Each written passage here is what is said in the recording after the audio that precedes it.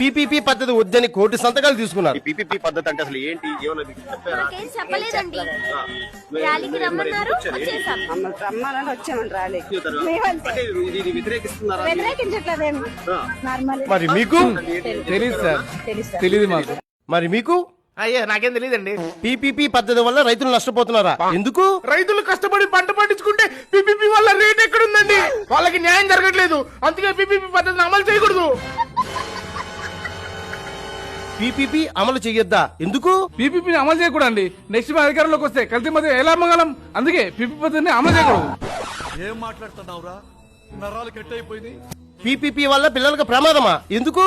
PPP పద్ధతిని అమలు చేసి పిల్లలు చదువుకునే పాఠశాలల్లో టీచర్లను తీసేస్తే పిల్లలు ఎలా చదువుకుంటారండి? పీపీపీతో స్టీల్ ప్లాంట్ అమ్మొద్దా? అదేంటి? స్టీల్ ప్లాంట్ విశాఖ హుక్ అండి. అది అమ్మేస్తే ఎంతమంది రోడ్ల పడిపోతారు, ఎంతమందికి ఉద్యోగాలు పోతాయి. అందుకే పీపీపీ పద్ధతిని అమలు చేయకూడదు. పీపీపీ పద్ధతి ఏంటో తెలియకుండా కోటి సంతకాలు సేకరించేసి ర్యాలీకి దిగిపోయారా?